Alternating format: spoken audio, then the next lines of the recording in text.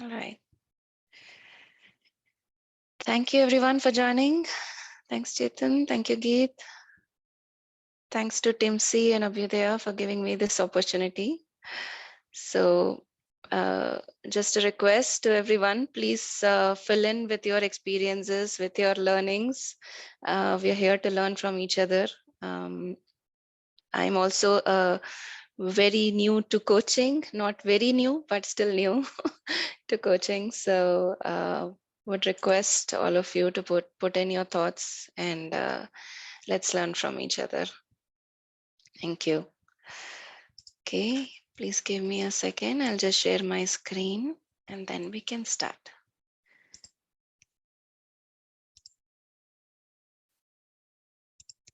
Please let me know if you're all able to see my screen. Yes, Ramya. Yes, Ramya. Thank you. Thank you.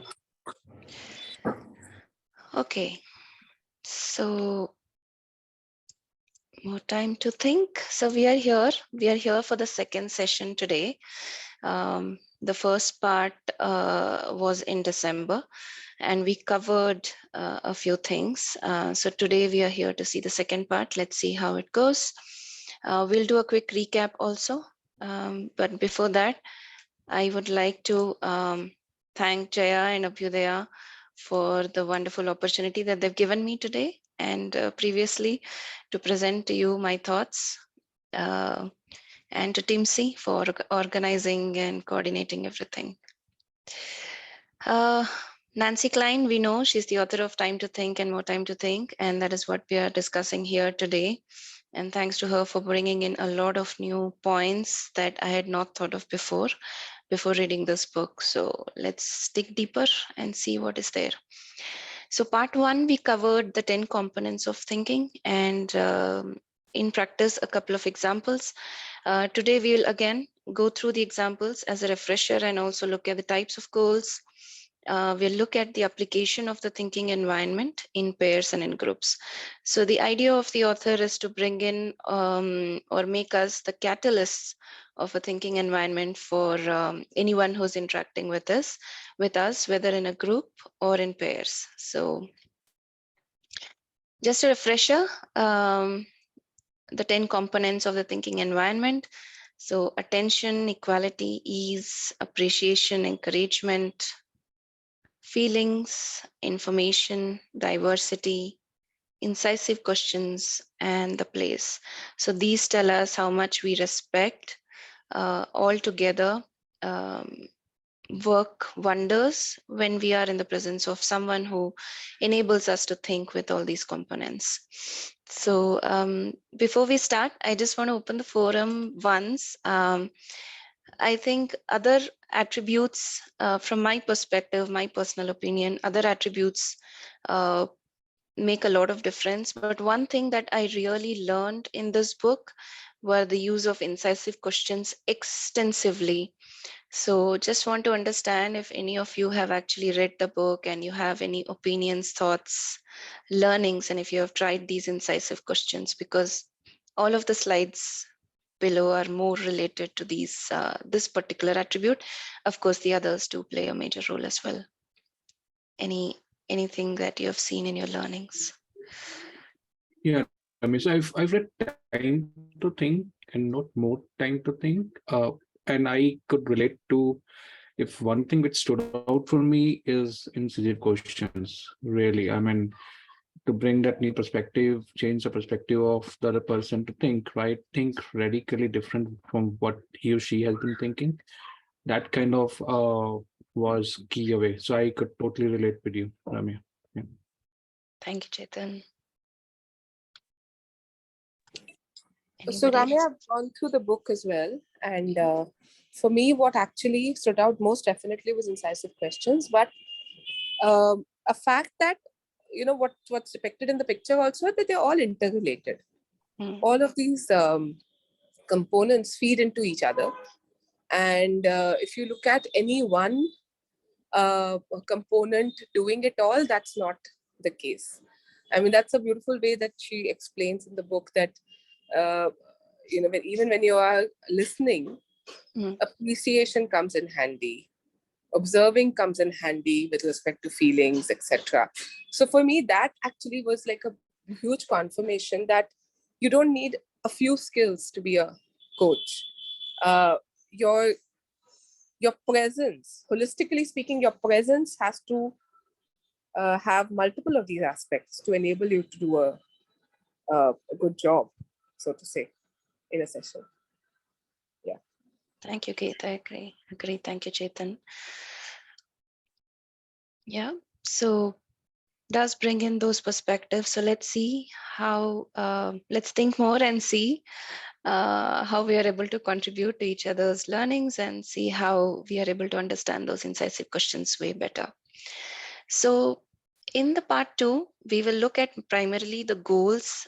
So these goals actually help me also to understand, to frame the questions properly. So these goals are very critical. She talks about 8 different types of goals, because she says that people think in their own words, and she has tried to classify those into 8 specific goal types. It was very interesting for me. A few of them I had to read all over again and again to understand what she's actually trying to say and how I can implement this in my real-time coaching or conversations. So yes, the point is that we should not assume that anybody thinks the same way as we are. People are always different. So we could be wrong. And the best way to figure out what they want is to understand from them what they want in their own words. And that is a very key thing. So she's talking about 8 different types of goals: action goal, feeling, removing the blocks, understanding why I goal, looking at assumptions. So we'll explore each of these 8 goals in detail and see how she's trying to unwind each of them. So the action goal, she's given 2 examples in the book corresponding to the action goal. So the action goal also comes in with some untrue limiting assumption, is what she says.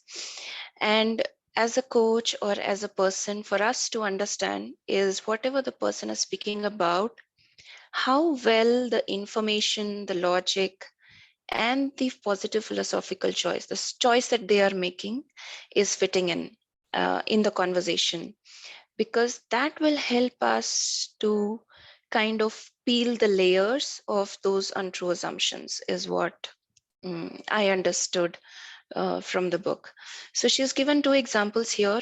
One, a person is looking for identifying a job for him in a global organization, but he's very reluctant in doing so due to the gaps in his profile, and how the coach or the person talking to him is trying to peel the layers and understand what lies beneath.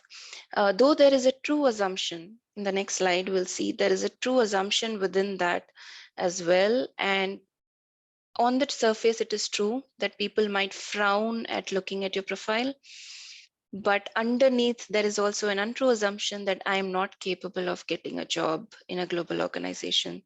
So that is what beautifully she brings in, how the person is trying to peel the layers like an onion and removing the untrue assumption, removing the true assumption there is an untrue within, and how to reveal that untrue to get into the layer. And that she does it with the help of a transition question. She says that is possible that people will frown at you looking at your profile, but what are you, what is causing you to stop? What is the assumption that is stopping you from trying out a different thing? So a beautiful thing to say. Has anybody tried something like this? Any experience uh, here that you would like to share?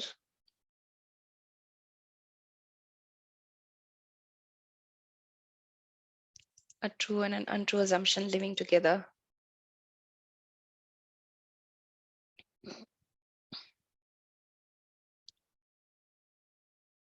No, same here. I'm also trying to figure this out. I'm also trying to think if I did have a scenario like this, which probably I missed to see before I even read the book. That could also be possible, right? So yeah, So let's move on, and please do share if you have any such experiences, and if you're able to recollect. Even offline is fine. So the next goal that she talks about is the feeling goal. So the key here is to identify those goals. So the action goal talks about planning something, deciding something for the future, coming up with a decisive plan to, what I want to do in such a scenario. Feeling goal is a little different. Feeling goal, you and me might not agree to certain things, but uh, a feeling goal is also associated with certain thoughts in the background. What information does a person have to support those thoughts, those feelings, right? And in the case of feelings, it is very, very subjective. So she suggests a very tricky thing here. She says it is good enough to just invoke the progress. It need not be perfect. There's no perfection that is needed, because feelings are very tricky to deal with. There is no perfection that is involved. And give an invitation for people to think through, put things in a positive way, because you are inviting people to think. A very gentle way to say, find very gentle ways to say that you have this feeling, maybe uh, what maybe they are wrong, but how to put it in a very gentle way that they're wrong, right? The trickiest part. So a similar thing that I had once, wherein a person thinks that they are not getting the respect that they need, or they are expecting. And there was always an assumption that whatever I say, people just ignore. So a very gentle way that I was trying to put through, because it didn't seem right. All the information, the logic, and the philosophical choice that we saw earlier was not fitting in. Because is it that always nobody listens? Is it that always somebody is going to be disagreeing to what someone says? Doesn't fit in with all the examples that were given during the conversation. Anything here that anybody would want to share? Have you seen such cases, examples?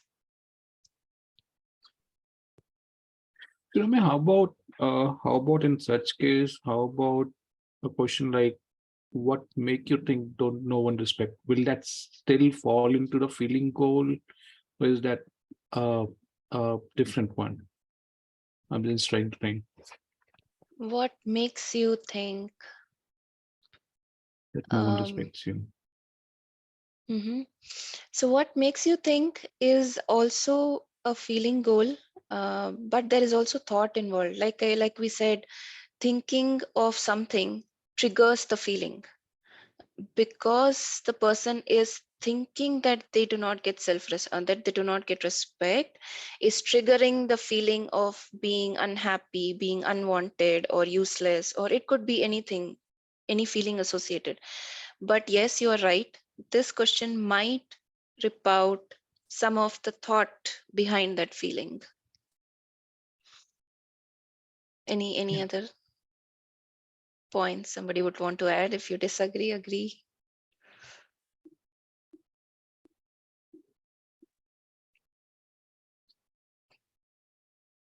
But Chetan, one thing that comes to my mind, I did try this once with someone, and said, "What makes you think?" And the answer was, "I just think. I don't get that respect. I just think." Mm.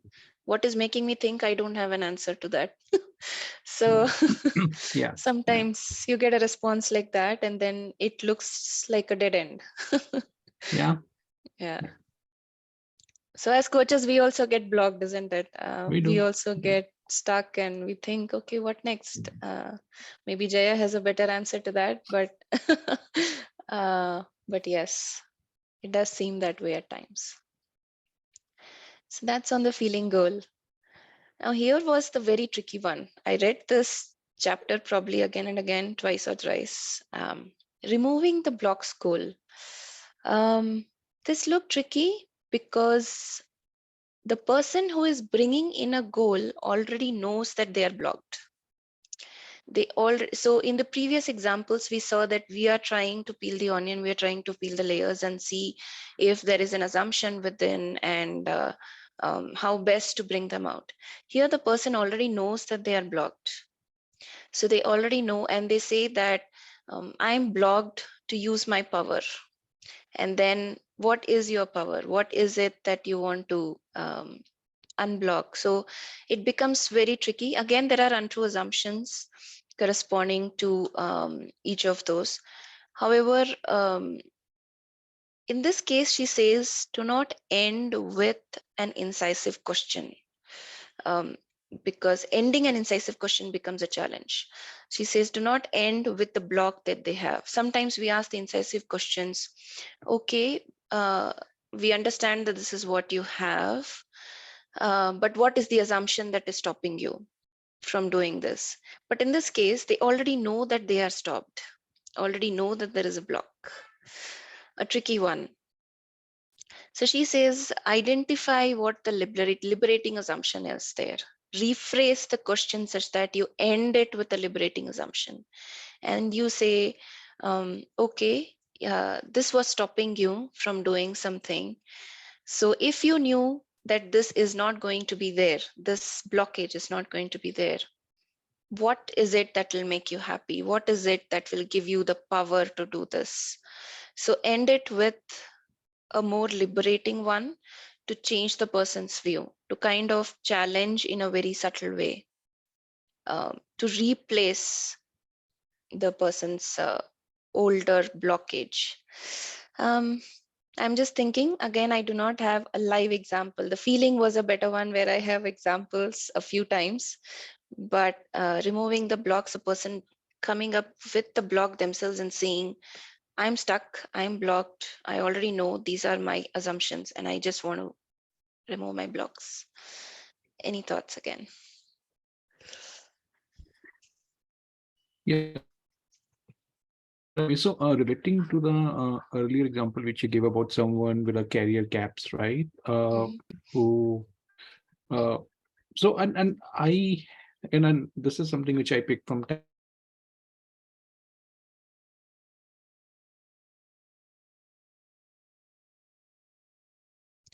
I'm sorry, Chetan. I think I lost your audio. I'm not sure if it's only me. Geet and Ashima, are you also? Direction forward. Sorry, Chetan, I lost your audio for a while. Can you repeat that, please? Oh, can you hear me now? Yes, I can. Okay. So in the same example, if we in the same scenario, if we ask that person, okay, if you knew that the potential employer will not be bothered by your career gap, how will you action? Yeah, So will that's a that good one. fit into this one? Yeah.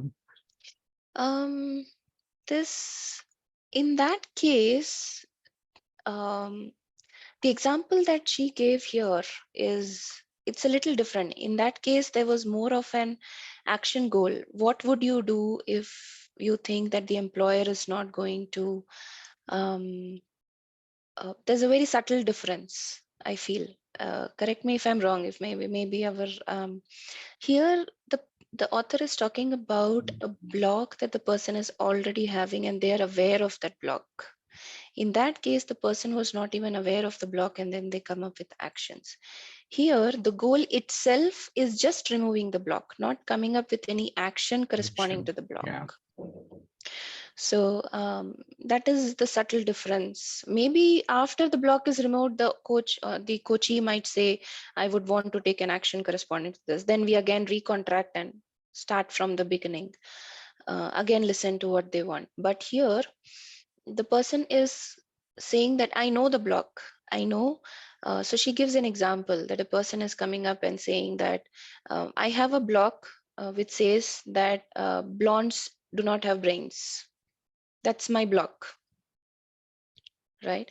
And I don't have um, but then she also says I have brains to die for.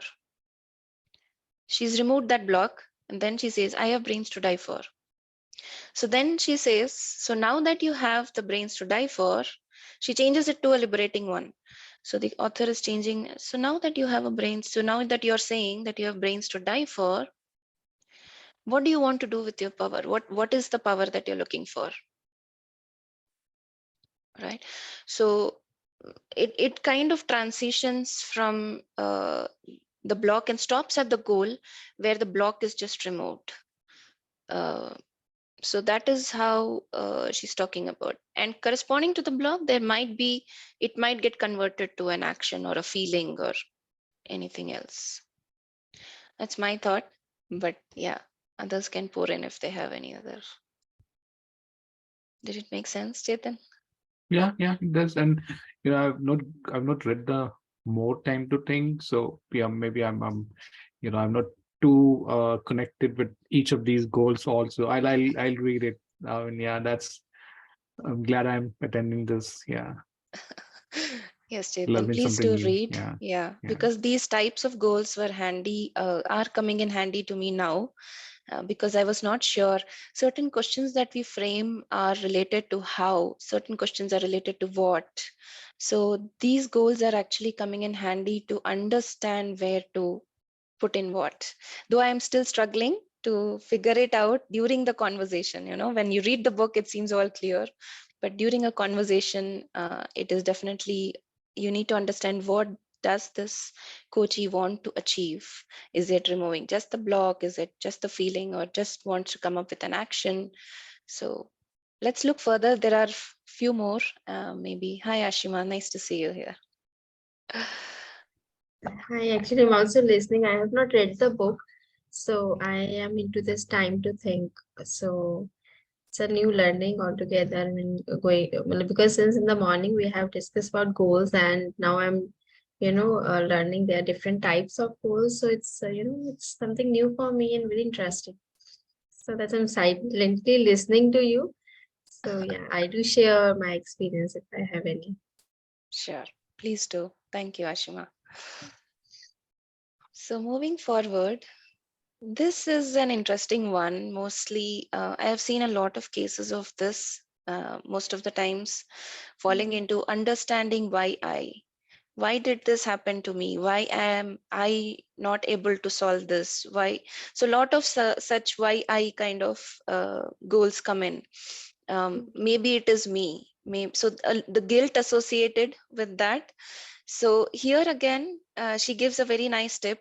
She says, once the person understands why do not try to change that assumption into something else. Do not come up with an action, because in many cases I have seen sometimes we think that every conversation or coaching session must end with an action. But here she says, if the person just wants to understand, why am I feeling this? Why am I the bad person? So the feeling and this are again intertwined to some extent. She says, if the person just understands why and they are clear with it, just leave it at that. Do not try to put them into a liberating assumption. Don't try to go on and on with the conversation after that. Let them understand this, let it sink in, and if they want further, let them come back. So that is the kind of conversation that she's having in this particular why kind of goal. Anything to add?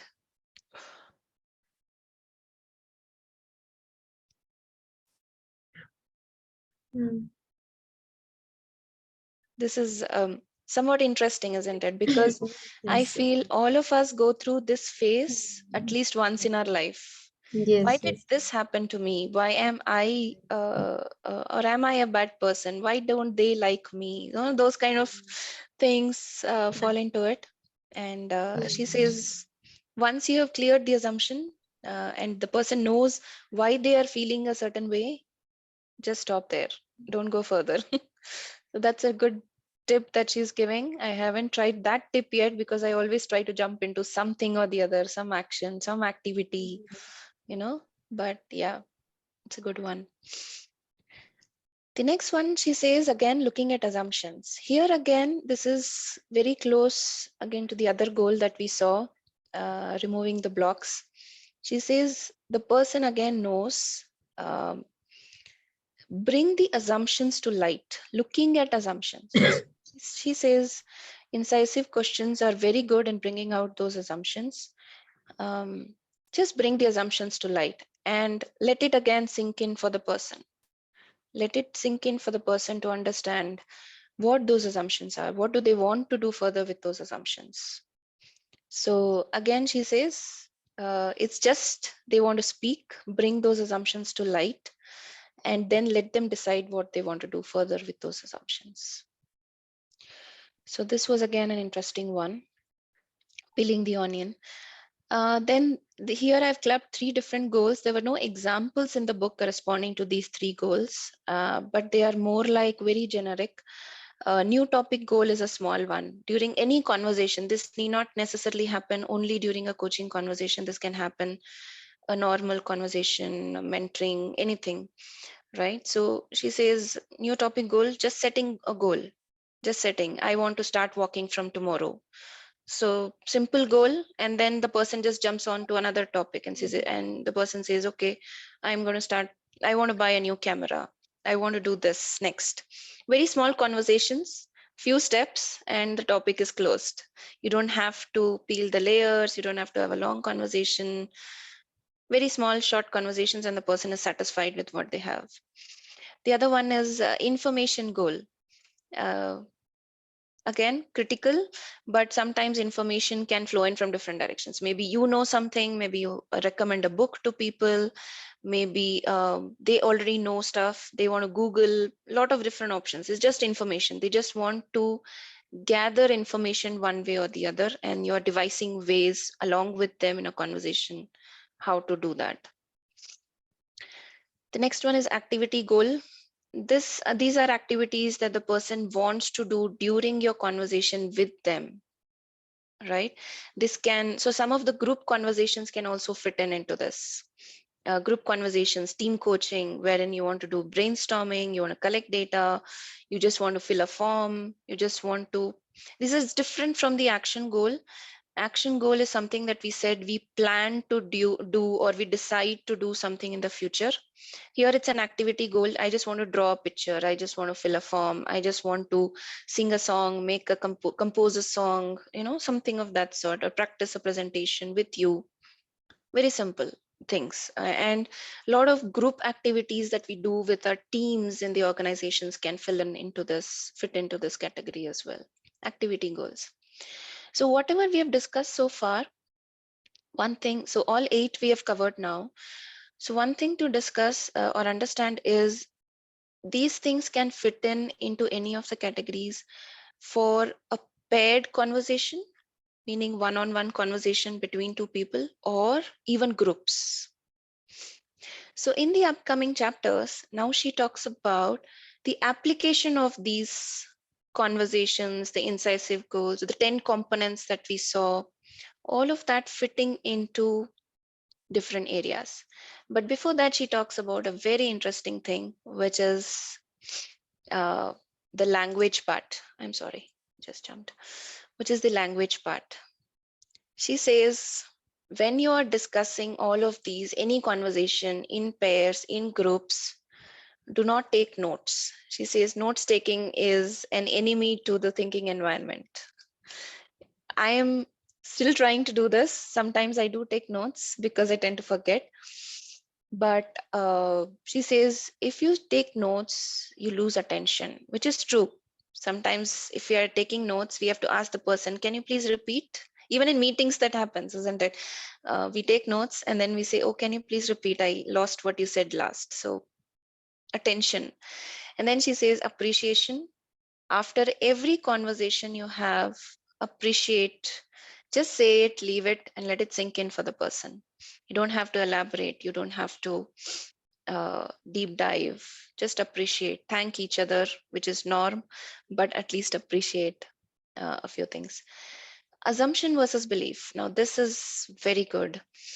So here is where my challenge as a coach came in, when I had a case wherein I was trying to peel those assumptions. I understood that whatever the person is saying, the information and the logic are not fitting in. So I want to bring the person to to a positive philosophical choice.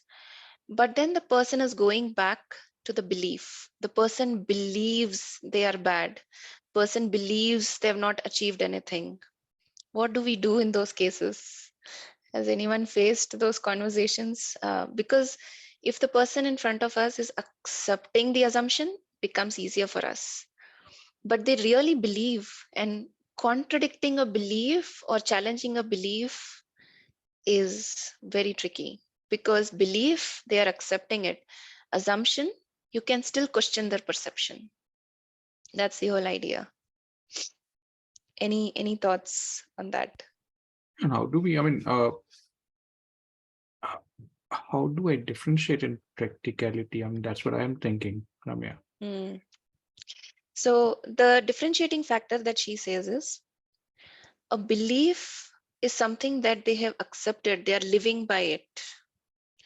So mm, if you see religion as a belief, there are different faiths, that's a belief, they live by it. But when we say assumption, it builds a relationship with some question. I am it. So there is an element of still doubt in that, an element of change that you see in the conversation, right? If a person says, okay, maybe I am right, maybe I'm wrong, that's an assumption they are making. There is an assumption underlying, because they are still assuming that there is an element of change. But when they are saying that I know, I asked this question once, so what is the assumption that you're making that is stopping you? And the person says, no, Ramya, I know, there is no assumption. I know I'm wrong here. I know I'm doing this. So the person is actually believing very truly in the core of their heart that they are incorrect in this scenario. How do we get past that belief? So that is where she leaves us. There is no answer to this, but she Yeah. says that is why we try to use the word assumption. We do not ask the person, what do you believe? Because the minute we ask the person, what do you believe? Then it becomes an acceptance for them. They are already accepting that I am this, I am that. It could be right, it could be wrong, but they're still accepting it. When we say, what are you assuming? Then there is an opportunity or a chance to change it. A belief, the chances of changing it are less.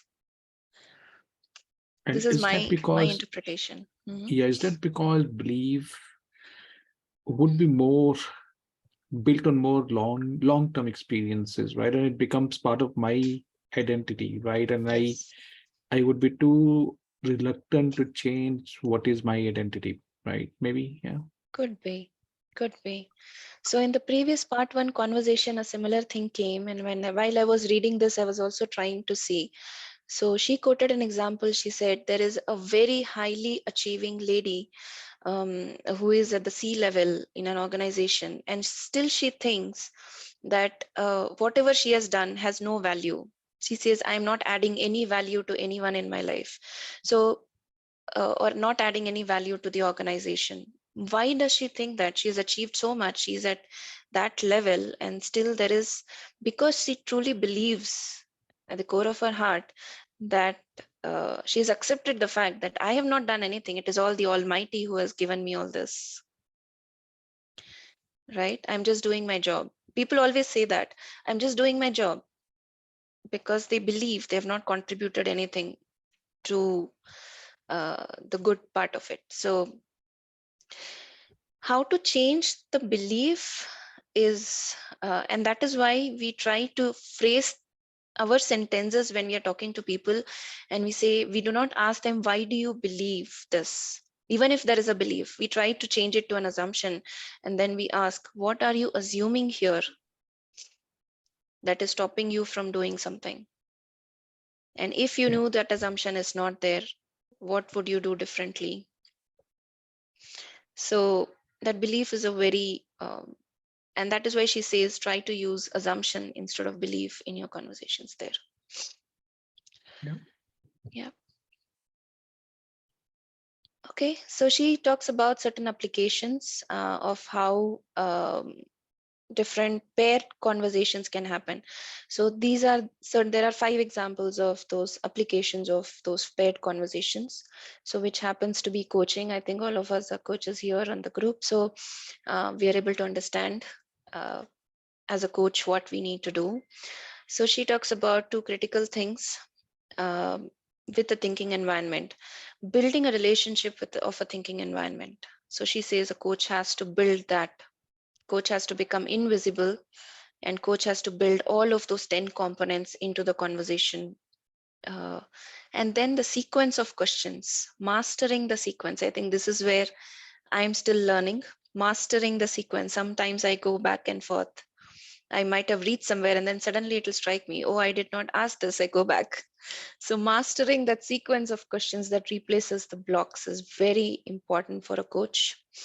And a coach should not direct the mind of the coachee or the person in a different direction. They just need to free it.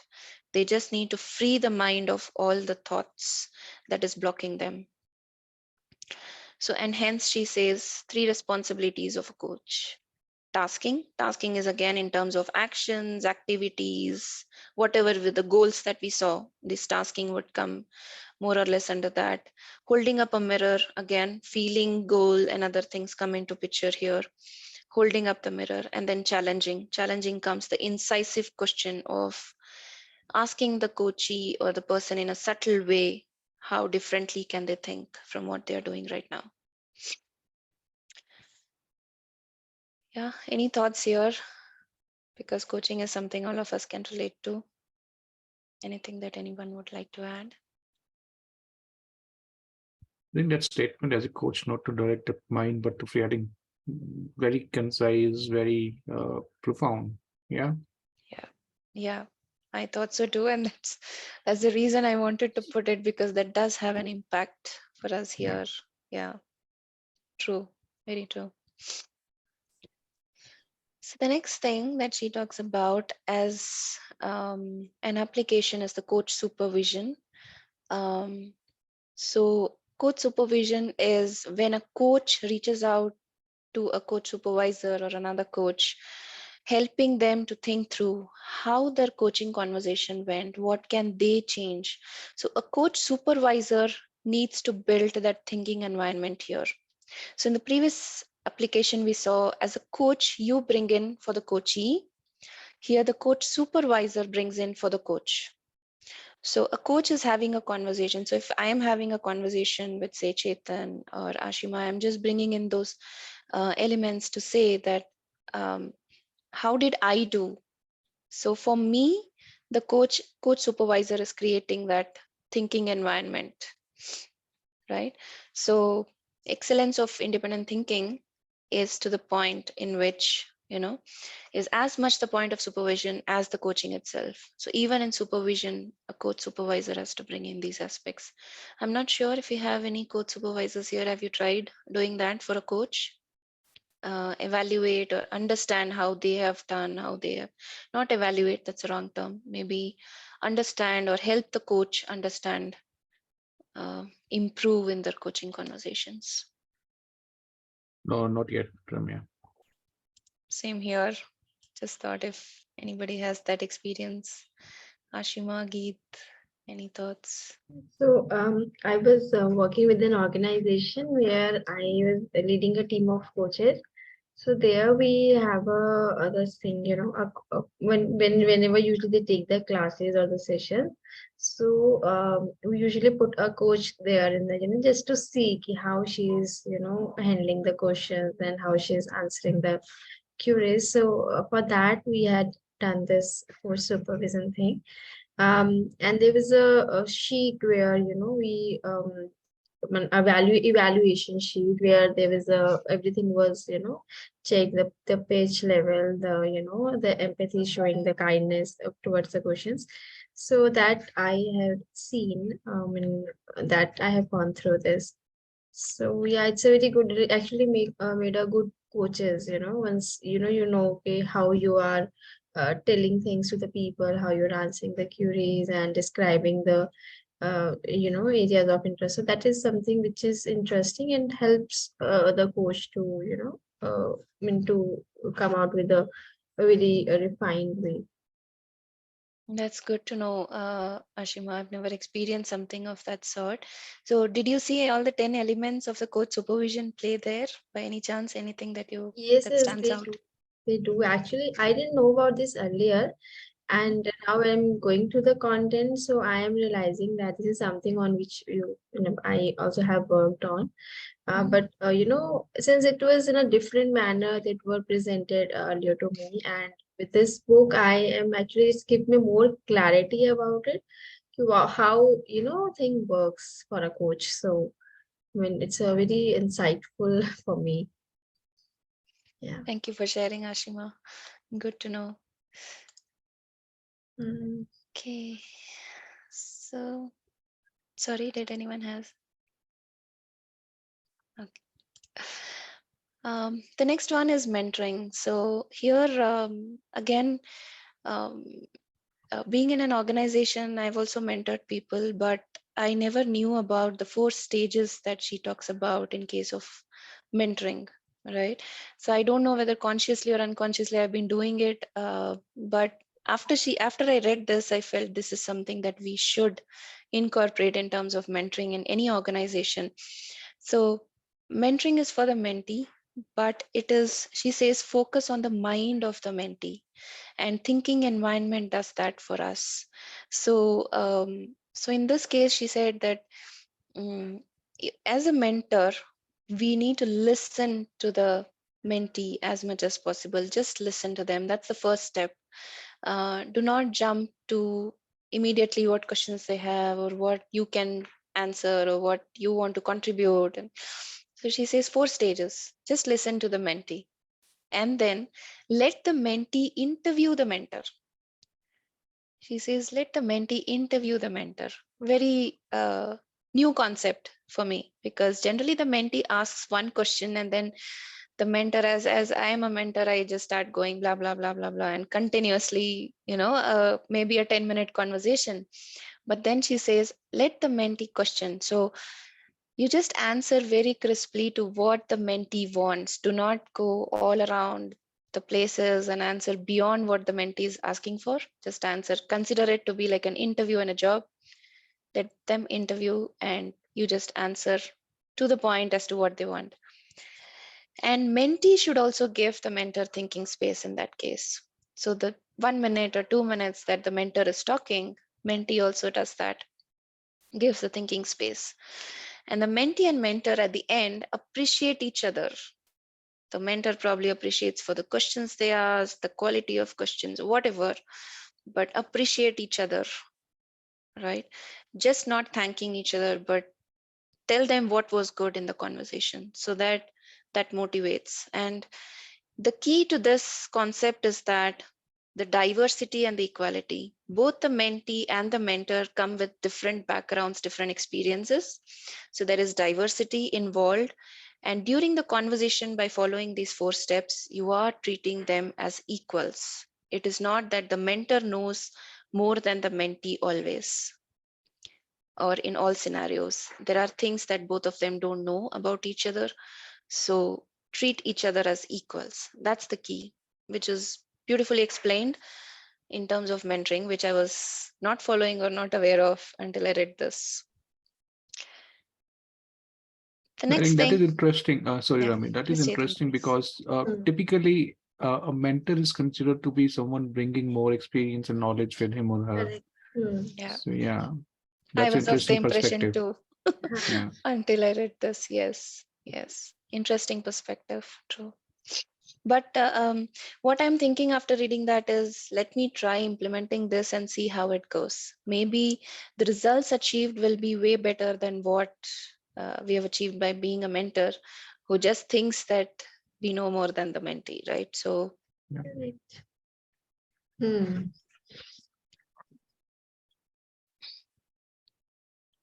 so dialogue in a thinking environment, again, simple conversation between two people. So this is very tricky, right? Um, we talk, we interrupt, The one person talks, the other one interrupts. We don't give space for each other to talk. We did that a few times. Maybe I interrupted. So it happens. So she says, if you're giving the person the thinking environment, there should be no interruption. Disallow interruption and respect each other's boundaries where you are giving each other the space to talk and share views, share thoughts. So a dialogue in a thinking environment is asking for genuine interest, fascination from the listener. What is this person going to contribute to? What is this person talking about? And then being at ease. So the ease is the trickier part, isn't it? Especially if the dialogue is going heated or there is disagreement, there is ego involved. So in a thinking environment, there is no such thing. In a thinking environment, everybody is equal.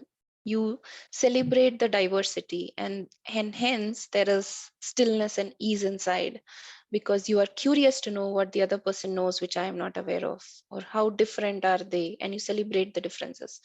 So that is what she talks about. And interruption is an unappreciative act, obviously. We all do that, but I think we need to be conscious of it. Not that we can avoid altogether, but at least be conscious of it, probably. Be aware of equality in the conversation. Again, even if the conversation is with a person, there is no hierarchy in the dialogue conversation. That's what she says. No hierarchy, no parent child, no boss, no subordinate, no such. The equality lies in the conversation and thinking environment. You're giving equal space and time and turns for each other to talk. Beautifully put again. Mm. Thoughts? Mm.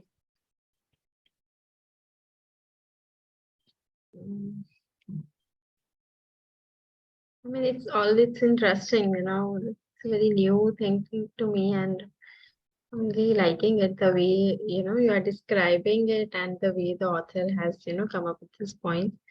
So it's amazing. Mm. Thank you, Ashima. Now, this was an interesting one again. Okay, another application of the pairs when I read it. So here she talks about couples primarily, where there are mediators or conflict management. So we see these things in an organization often. We have somebody playing the role of a mediator, generally a manager, and doing conflict management, or it could be a lawyer, a divorce lawyer. So they do mediation, right? Now, here again, the interesting thing is doing this in the thinking environment with some structure in place, with boundaries in place, wherein the mediator is showing respect, showing appreciating the diversity, appreciating all of that, all of those 10 components working wonders together, right? So out of the talking, the understanding, the emerges, she says, out of that understanding, by listening, lives heal. You know, she says, as a mediator, when you're doing conflict management, you're just understanding it. And how are you understanding? By listening to them, both of them equally, two parties equally, by giving them equal space, equal time, bringing in that structure in the conversation or in the mediation. So when there is a conflict, she says, thinking is not the first thing that comes to mind. Thinking goes out the window because there is a conflict. What pours in are the conflict statements, the egos, Correct. she's, yeah, true, right? So we have seen this happening day in, day out. But as a mediator, she says, if you come up with the structure and you bring in these 10 components together, the mediation can heal lives. It can, you bring in equality. You do not, even if you disagree with one of the parties, you do not show that. You do not bring in your perspectives there. You as a mediator give them all the space that they need. And by this mediation in an effective way, we can even prevent wars, whether it's personal war or global war. So that's her thought in the book. And again, very nicely put. And the structure and the boundaries part really caught my attention because any conflict management, the boundaries are very important. We say, you get 2 minutes, you get 2 minutes. I will listen to you first and then you next. Nobody is important to me. Both of you are equal as a mediator. So something that is required by managers to learn in an organization too. So these were the 5 that we saw.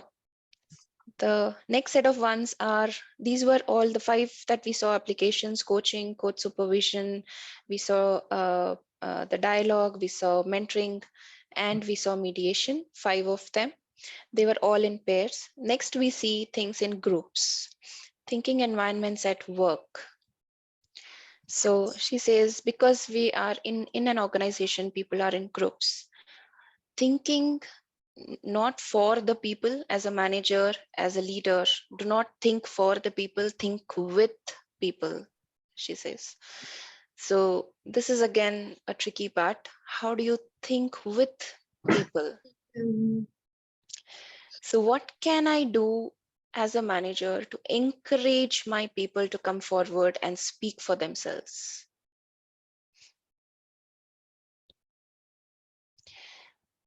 We bring in a culture where we stop worshipping sameness. Sameness is nothing but, oh, you are from my city, you're from my place, you're my language, I like you more than others. So that kind of, or you are concurring with my thoughts, so I like you. So these are things that we need to avoid in the workplace. Celebrate the diversity. People are bringing different perspectives, different dimensions on the table. Allow them to challenge. Do not celebrate people who are accepting your thoughts, but rather accept people or celebrate people who are challenging your thoughts. Do not worship surrender, people who are surrendering to you, but rather people who are challenging you every step of the way, even if you are the superior, you're the boss. So this is something that stands out, which culturally is different from what we understand or we know as well in our society. So thinking environment in work. So how, this is how she says, when we stop worshipping sameness, we stop worshipping the psychophancy and surrender, we automatically think with people and devise ways in which we can encourage people to think for themselves. Anything that anyone would want to share from your experience, organizations?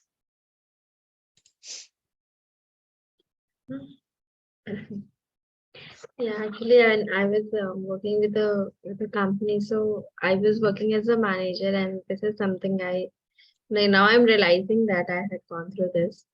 I mean, there are people from different backgrounds and a different thinking process, and then you have to make them work as a team. Although it's very difficult, and then there are people who think that they are smarter than you, and they just say, okay, no, no, ma'am, we can do this way. I was when I became a manager, so I was the youngest one in that team, and I got promoted. So people who are more experienced than me, and they're working for 5-7 years. They had to spend there, and then okay, our last boss, she used to do this way. So it was very difficult for me to manage the team initially, but then with time I learned new things, and then I started applying it, and took a control of the team. So yeah, now I'm realizing that this is something I had gone through. It's very difficult actually. In a practical term, if I'll talk, it's very difficult. To think with people. I mean, it's very challenging. It's very challenging. I agree. Yeah, yeah. It's a small Yeah. experience I had. Thank you, Ashima. Great.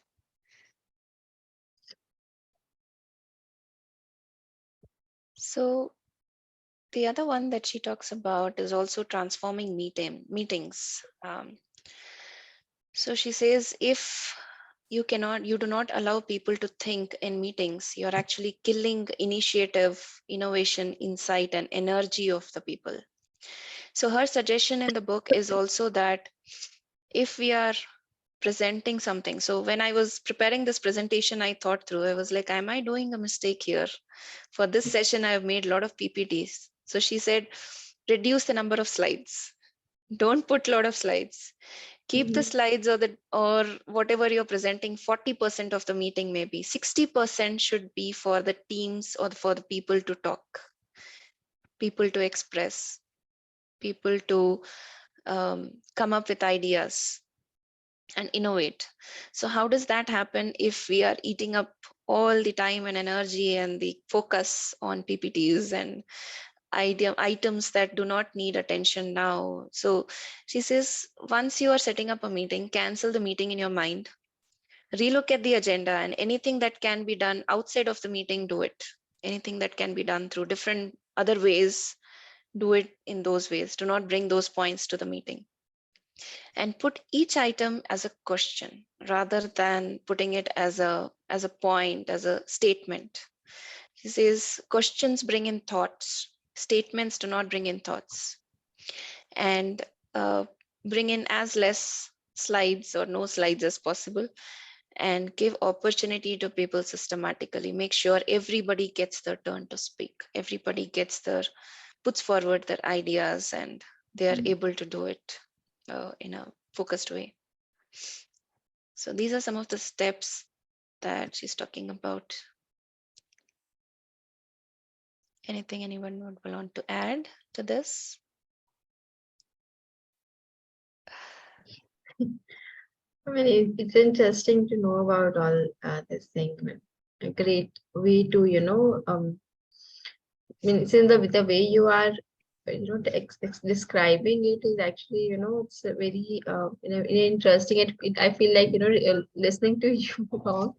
So yeah, that's really, well, it's a very good way of, describing a book. When I'm first time I'm attending an event like this where, a book description is there. So earlier also I had one, but that was boring, and I was, I was on the offline mode. So it's a very good way, you are telling us to share the experiences, and it makes more, interactive session.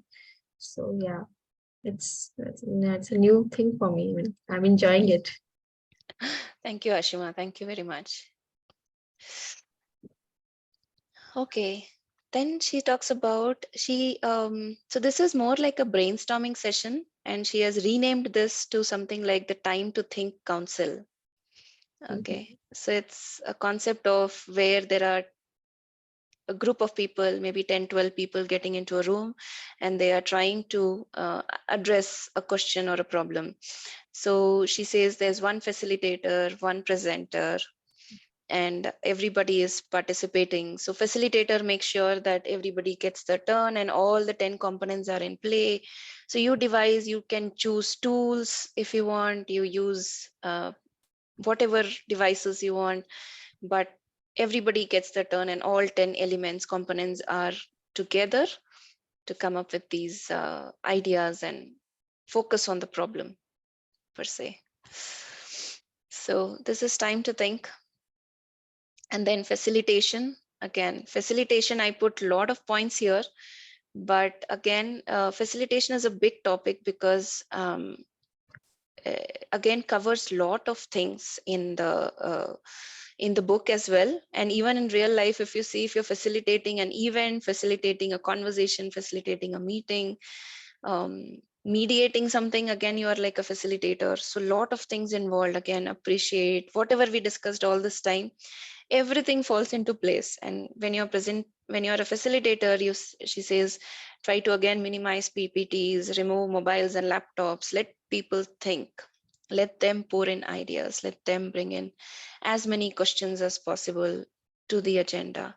And then once everything is done, uh, she says, if you're doing with the thinking environment of facilitation, all the devices, all the things that you're choosing as a facilitator is an engineering aspect. But once thinking environment comes into picture, it becomes an art.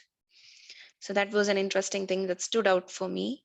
And then she says, end with a success round. After all the facilitation is done, end it with a success round. Ask people what went well, what do we need to improve, what can we change, things like that.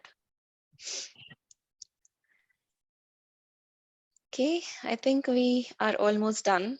So there's just a couple of more. So these were the 3, 4 things that she talks about in groups, how we can put the thinking environment to use. And then she talks about what are the killers of a thinking environment, what can go wrong in a thinking environment. And that is nothing but resistance and addiction, resistance to change, and addiction to certain things like control, urgency, certainty. And she says you replace them with respect, ease, and interest. Instead of controlling a conversation, controlling things, change it to respect. Instead of urgency, change it to ease. And certainty, you replace with interest. Do not make everything certain. Like we said, celebrate the diversity. So once you're interested truly, you will actually be celebrating the diversity. And even if there is uncertainty, you will be happy with it. So something different that I felt we should bring out. Anything, any thoughts before I go to the conclusion slide? I know we are beyond our time today. Sorry for that. Anything that you would like to add from all that we have seen until now?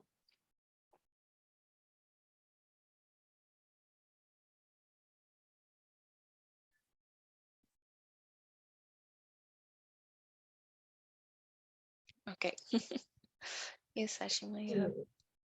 I mean, for me, it's the same, the first slide, can you show me the first slide, the one where we have started and you asked for the, there's some goal, emotional goal. Before emotional goal, there is some first slide which you have shot. Can you back to it? Blog goals. Okay, so there's one more slide like filling before this. No, not this one. Action.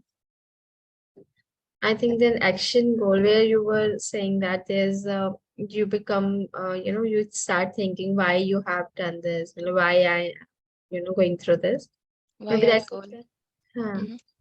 yeah, why I go, right. So there, I was thinking of an incident where I was, I was working with the organization and there was due to some crunch. So this one NGO and there were funds were this is stopped and they just started telling the employees to just give their resignations and everything. So I was preparing for my competitive examination and then I it's been so long I was preparing and my luck was really bad and I didn't crack any or some I correct and I didn't crack the interview and the things were really going very bad with me and then I was thinking I was not good for anything. I'm preparing for my competitive exams from so long and I'm not able to crack it and maybe there are multiple reasons for it and I'm like, now what should I do? I done the BTech and after that it was a 2-year gap now.